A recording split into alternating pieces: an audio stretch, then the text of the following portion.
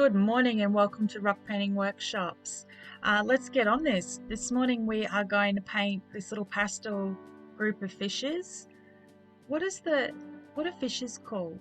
Like they come in a group, a swarm, a something. You can let me know on Facebook.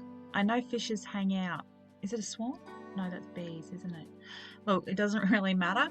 Today we're going to paint this cute little group of 3 fishes on a rock. And the whole idea of this theme is just to use colors randomly. Okay, so I'm going very typical here and creating a blue, taking a blue and creating the ocean, and that's pretty standard. That's something that you could say, look, everyone's going to grab a blue. But what I did was I went and took about 5 colors, I think. I've got pastel, pink, violet, aqua, and I've got a yellow and a light green, kind of in a pastel-y shades in Posca, and they come up really bright. So you can see I'm using the light blue here, and they're just nice and bright and fun colors. And the only thing that I'm going to do is not plan it. Okay, so I've chosen my colors, that's my planning, over and done, forget about it. Now we're just going to start picking up pens and coloring in fish. Doesn't matter what bits, whereabouts, just grab the coloring and go for it. What I've got off to the side is I've got another couple of colored pens that I'm going to use for shading. So I've chosen my pink pen, and I've got a port wine kind of a colour that I'll shade on the pen. But right now I've picked up some colours and that's going to be my colour that goes the light pink. And there's not going to be any rules. We're not going to worry about what colour are the fish in the ocean. Because one, I haven't been in the ocean for absolutely ages, so I have no idea what colour fish are in the ocean. And it doesn't really matter. You know, we've just got to go with our creativity rather than worry about rules and regulations and what colours go together and what colour should I paint the fish and blah, blah, blah. So we're going to grab a lilac here, and I'm going to base the lilac as the main colour on the second fish. So first fish is light pink and aqua. This one is going to be lilac, and I have no idea. So let's grab another pen. Let's work out what the fins are going to be. Okay, well that's interesting. This is emerald. It's my darker green, and it was going to be the shading color for the aqua pen. But I did say pick up whatever pen. Don't take too long. Don't think about it. Just go and grab it. Pick the pen up, and this one's the one I picked up. So emerald. So we've got a lilac and emerald fish. Why not? Why not indeed? And there you go. Now I've just, who even knows what I'm doing now? This is the red wine color I was telling you about. I was going to shade the light pink with this one, and that's no longer a thing because now I have a wine colored fish. And that's the joy of just putting out groups of pens and with no particular plan. But it's absolutely such a fun way to create because you're not following any rules. It doesn't really matter. Who says that you can't put port wine colour and green together? There is no rules. We're just following where our heart wants to go and forget about what the mind says, because that little logic bit of mind says there are no lilac and emerald fish in the ocean. So this is 2 coats here. I've just finished 1 coat and didn't bore you to tears with adding the second coat on, but you can see it's all finished, ready to go.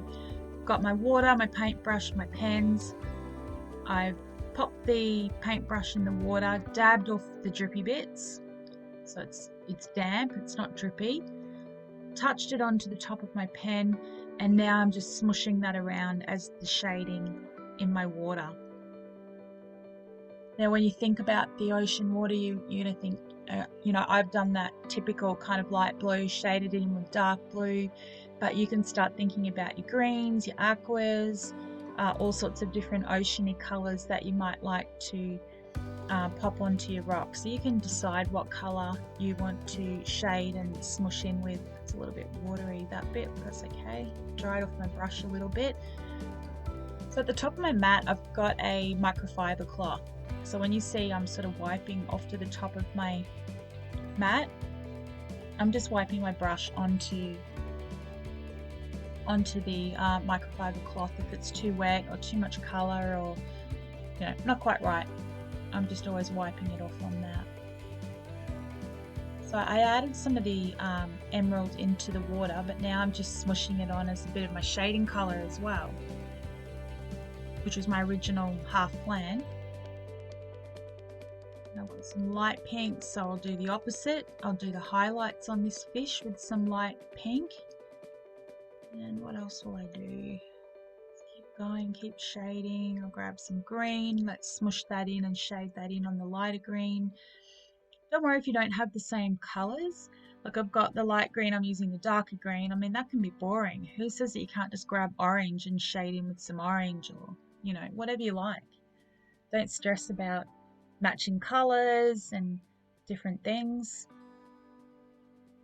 Just do whatever feels right to you, whatever your heart says. Okay. Light color and add that lightness in there.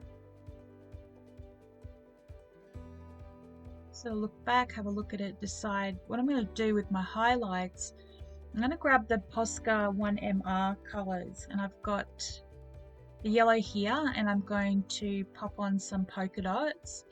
And now you know that we're entering the realm of ridiculous, because never before has there been a lilac fish with yellow polka dots and stripes in the ocean, but now we have one on a rock, so it now exists. And we can just keep picking up some colors and adding different highlights and sort of looks of texture to your rock by adding in that. We need some orange. Lilac and green. I like lilac and green together. And I will hunt my orange pen down in a minute, because that's obviously my favorite color, so every fish should have a bit of orange on him. There's no rhyme or reason, you're just doing little squiggles around the place, and I just spoke too soon. So my orange pen is dirty, and here's one I did not prepare earlier. So I just pop that aside and give it a clean after we're finished, and I will, what colour shall I use now? There we go. I'll just keep going on with the aqua. So what I'll do with that orange pen is I will pop it over for a soak later and just get off any residue paint that's stuck on the tip, and then I'll reset the pen, it'll be all good to go. And you'll find how to do that on our website on the techniques page. There's heaps of information about paint pens and how to clean them, how to do all sorts of things, best way to use them, set them, reset them. So yeah, just pop over on techniques and you can see what I'm going to do with my orange pen when I'm finished this rock. Keep going with pink. But this little rock was inspired by a little girl down at the river, and we've got the ocean that pulls into the river, so it's a salt water inlet river, I don't know what you call it. Yeah, so there's a really popular little fishing area down there, and there was a little girl down there, and they'd caught this most gorgeous colourful fish.